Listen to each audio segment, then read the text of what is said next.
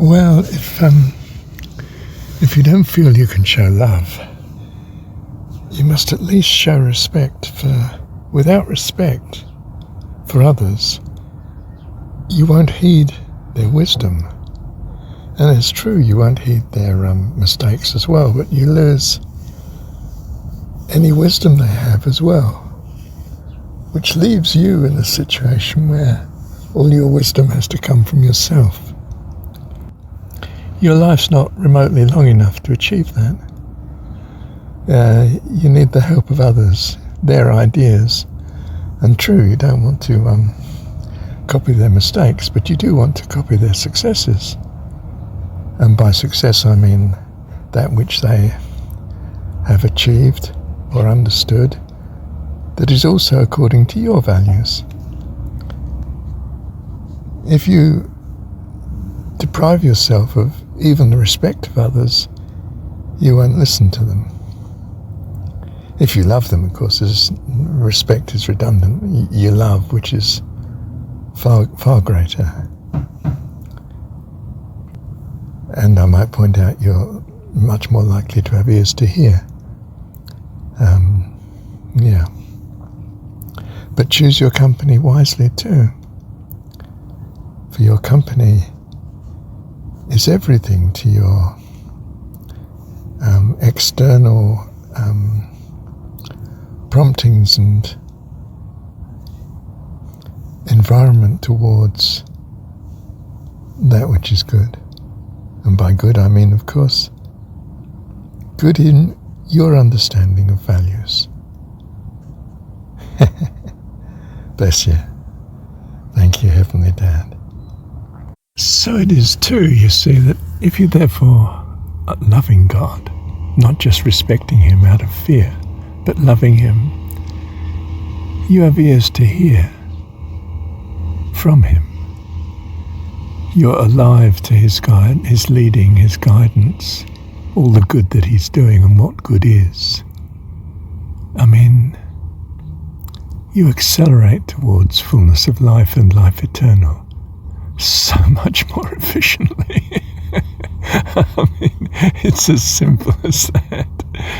Yeah, one is a madman not to love God with all your heart, soul, mind and strength. He is the personification of your God, is the personification of your values. How could you not love a person that embodied that? So he is an imaginary soul in your mind, but you trust such to lead you to truth, that which is truly God, truly to your welfare and, as I understand it, all life's welfare, life eternal. Especially if He is indeed an all-powerful God, or at least well able to achieve such.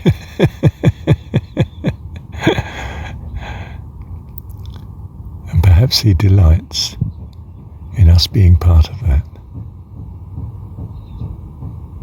Thank you, Heavenly Dad. And what is love? It's not doing everything for everyone else. I mean, you don't have the resources. You will have a priority of how you allocate your resources, and it has been given to you that you are the priority over all the rest. Strictly speaking, except to God, because God is, your God is the personification of your values.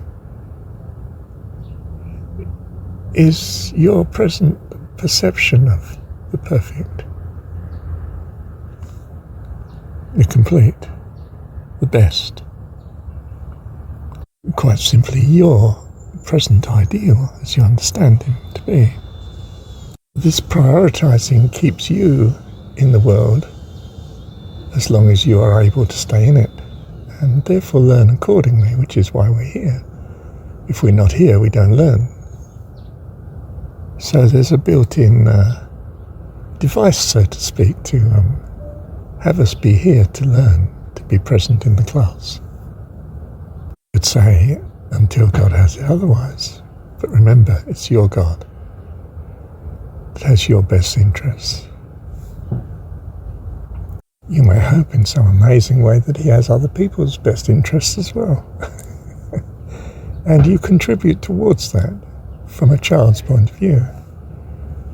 Don't give away all your sweets. The sweets are for you. But if you give some to your friends, well, that's lovely. If you give them all to your friends, well, I could have given them all to your friend in the first place, but I gave them to you. Take the cue. It was meant to bless you. If every time I give you clothes in the morning, you give them away by the evening, I'm going to find this very frustrating, because I, as your parent, want you to be nicely dressed from my point of view. And from my point of view, that will be ideal for you in your situation. I don't want you to go against that. That would be madness. I want you to be blessed. I, as your parent, have you as a priority in that sense, and give to you accordingly. It's true I have many children, and I try to care for them all. But if I'm God, I can. Do you see, I'm not wanting your charity and kindness to be a burden to you. If it's a joy to give in certain situation, well, within reason, that's good. If, on the other hand, it starts to make your life a misery and an unhappiness, that's not what I want. If you want that, you must carry on and pursue it and, in a sense, learn the folly of your ways. It's not required and not for the best.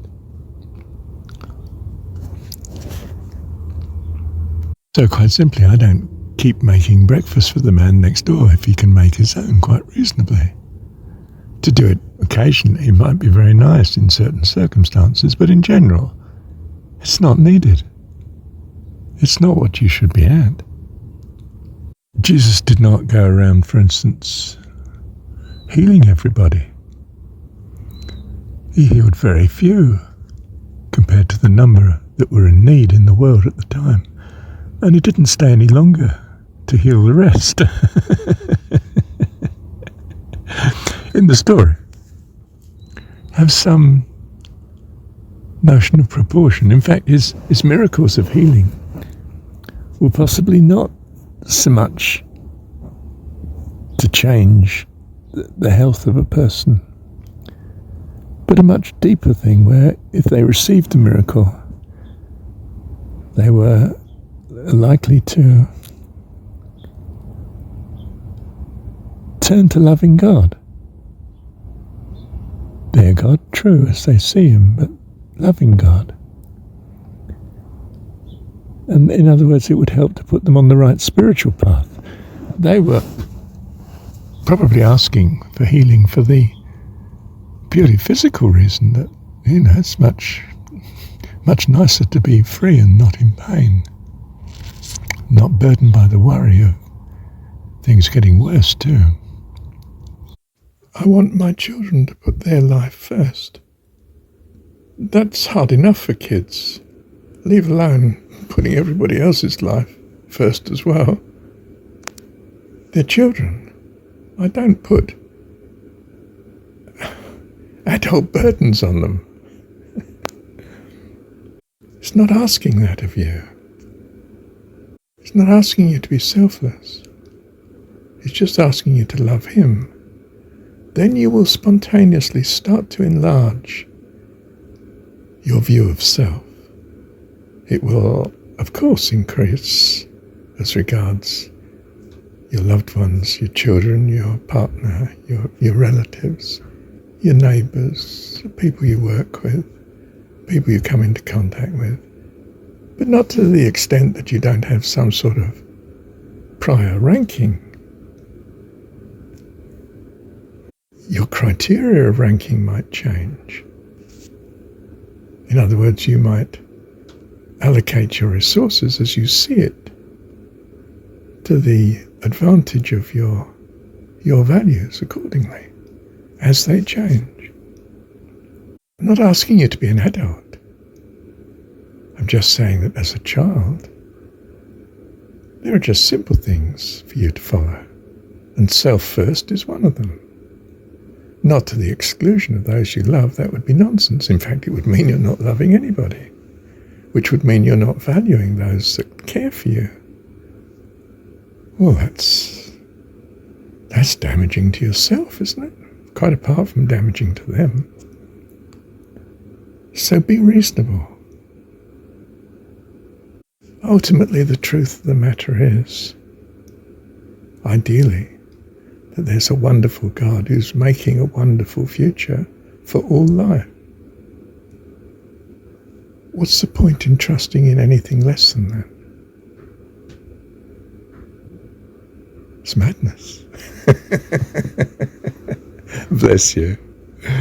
Thank you, Heavenly Dad.